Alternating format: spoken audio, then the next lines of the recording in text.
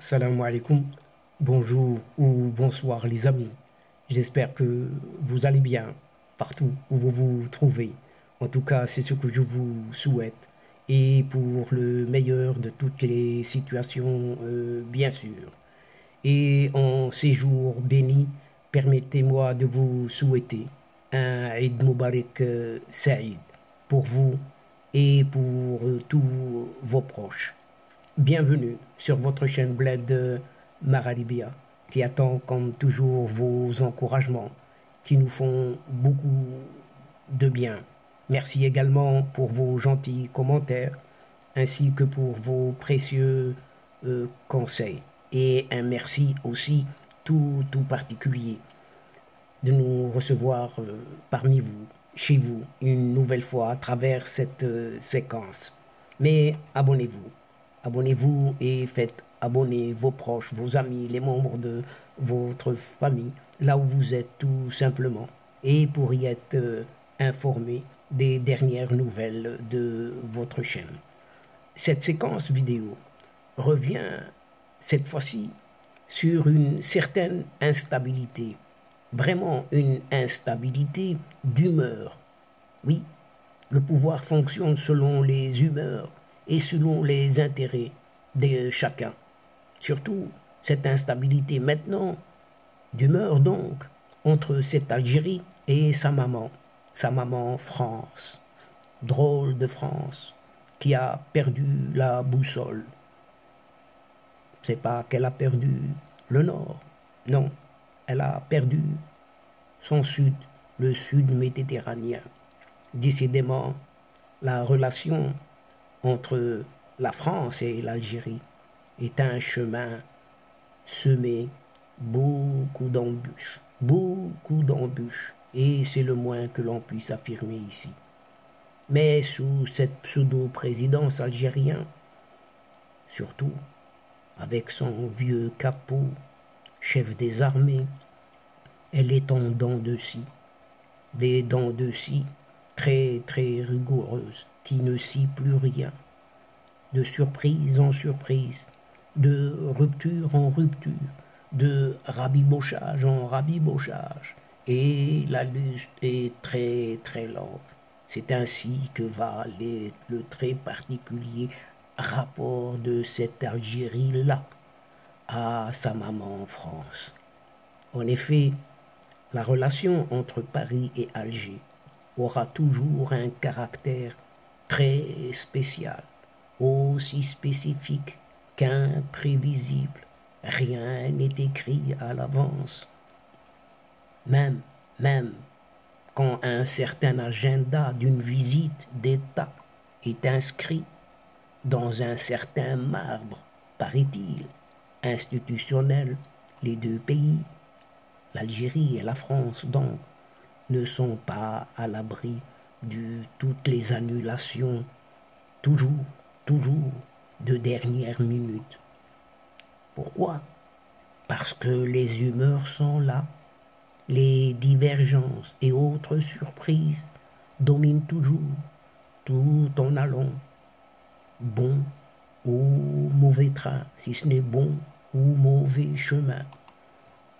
C'est ce qui vient justement d'arriver tout dernièrement entre cet effacé athée au pouvoir en Algérie et un certain Emmanuel Macron en France, cette maman qui a créé cette Algérie.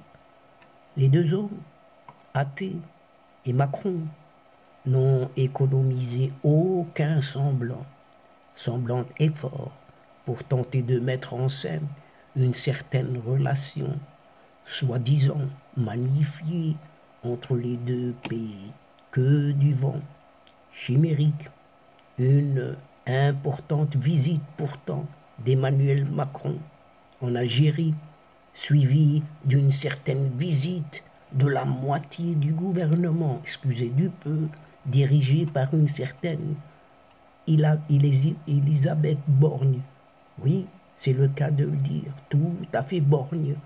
Puis est venue une spectaculaire et inédite visite à Paris de ce vieux chef d'état-major de l'armée algérienne, ce vieillard, non encore retraité, bien que la limite d'âge de 64 années, très largement dépassée, s'agissant bien sûr, vous l'avez tout de suite reconnu, d'un certain Saïd Chingriha.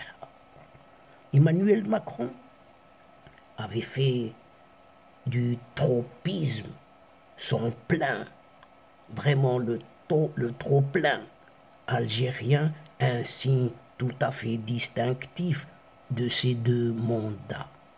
Il voulait se mettre en évidence, se montrer quoi. Il ambitionne ouvertement d'être le premier président français à réaliser ce qui n'a pas été réalisé jusque-là.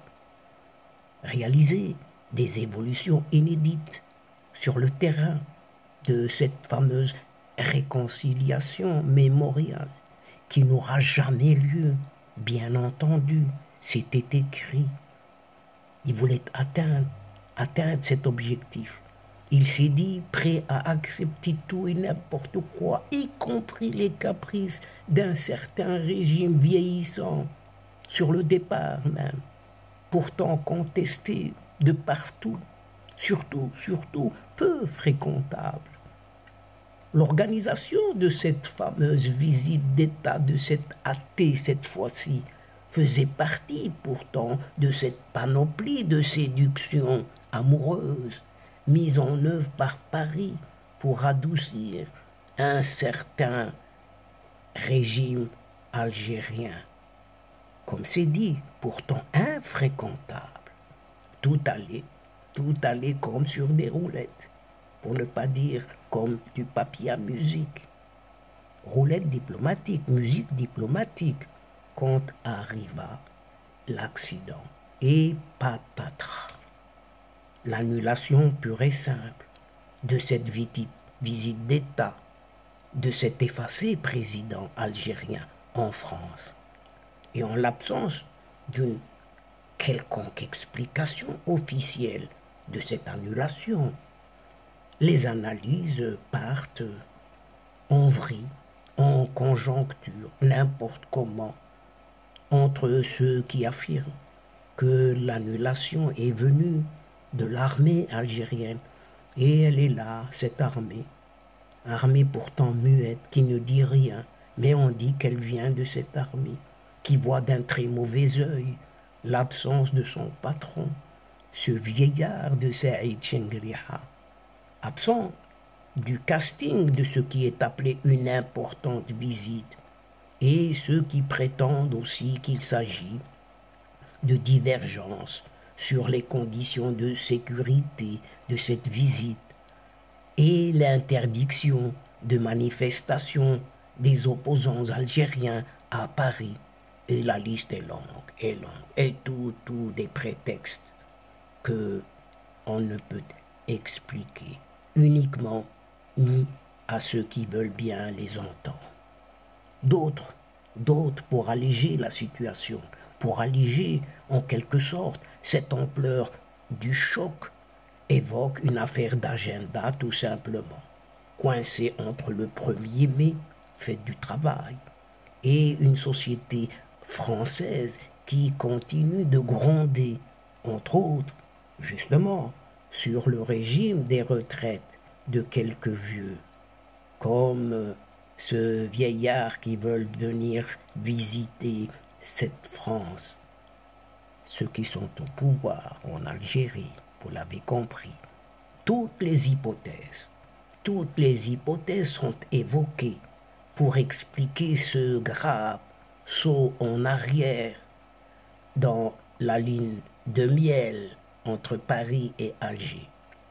Et on dit et on part du vrai semblable jusqu'à ce qui est improbable. Mais l'hypothèse la plus rationnelle et la plus proche de la réalité, d'une certaine vérité, leur vérité, serait liée à des divergences politiques surtout entre Français et Algériens sur ce qui est communément appelé des crises régionales.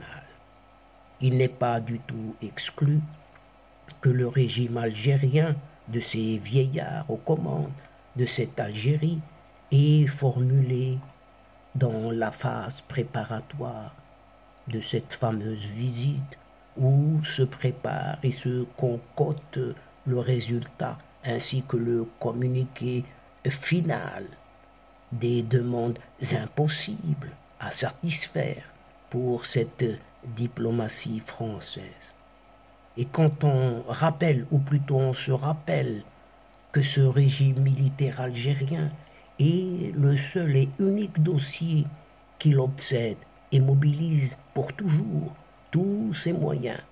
Et bien évidemment, vous l'avez tout de suite repéré et deviné, c'est ce dossier, celui du Sahara marocain. Il n'est exclu que cette visite d'État de ce crétin président algérien ait buté tout simplement sur cette crise et les concessions qu'Alger demande à Paris, dont la diplomatie française refuse de donner. Il est de notoriété publique que la stratégie algérienne focalise, fait une fixation sur une certaine activité, sur cette affaire du Sahara marocain, et que le régime ne rate aucune occasion de pratiquer du chantage. Vous l'avez compris, oui, du chantage à l'égard de ses partenaires, partout où il vont, pour la faire évoluer dans le sens de ses intérêts, de leurs intérêts. Et toute la question qui se pose aujourd'hui, ce que ce régime algérien a échoué à réaliser avec l'Espagne dans son bras de fer, a-t-il tenté de le rejouer avec la France à la veille d'une importante visite d'État? On dit importante, mais pour la France, ne l'est-elle vraiment? Et cette nouvelle donne, une donne dans les relations entre l'Algérie et la France, va donner lieu à un nouveau psychodrame et va ajouter une nouvelle séquence au chapelet de crise qui caractérise ces relations. C'est ce qu'on appelle « je t'aime et moi non plus ». Quelle leçon politique ce président Emmanuel Macron qui semble avoir hypothéqué l'ensemble de ses relations avec les pays du Maghreb par le biais d'une inexplicable empathie algérienne. Mais alors va-t-il, ce Emmanuel Macron, tirer de cette nouvelle et énième crise? Que va-t-il en tirer? Une seule évidence politique, une seule. Le régime algérien est là. Responsabilité politique et à la parole d'un État non crédible ou crédible, on ne sait jamais ce que le générique est au vrai médicament. Quel est le faux et quel est l'original? Une gestion des affaires par les caprices et les humeurs, sans aucun sens de l'État, sans aucune vision à long terme, et à force de girouettes qui tournent tout le temps, mais dans l'embarras, tous ses alliés et son environnement. Ceci y compris pour la France, mais aussi pour cette Algérie.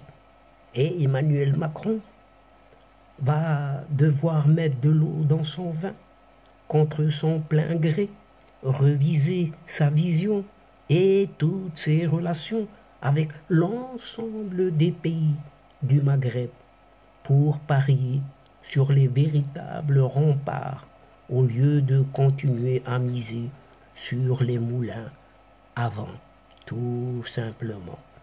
Et donc, chers amis, mesdames et messieurs, cite ici sur cette instabilité d'humeur entre ce régime algérien et sa maman en France que prend fin cette séquence, tout en prenant congé de vous. Mais nous espérons vous retrouver, comme d'habitude, très très bientôt avec un immense plaisir, bien sûr. Merci pour votre participation, sans oublier de nous aider mutuellement, d'aider votre chaîne en vous y abonnant, afin d'être informé très rapidement comme il se doit. Mais surtout, n'oubliez pas de partager autour de vous les séquences vidéo de votre chaîne, car votre chaîne a besoin de votre aide. Et pour cela, un simple clic sur votre téléphone. Allez chercher quelques petites adresses dans votre biblio et le tour sera joué. Quant à moi, je vous dis au revoir les amis. La asdiqa, salam alaikum wa rahmatullah wa barakatuh. À la prochaine fois et à bientôt. إلى اللقاء في حصة أخرى إن شاء الله مع السلامة.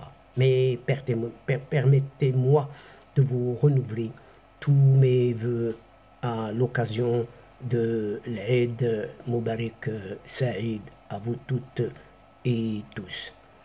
Assalama.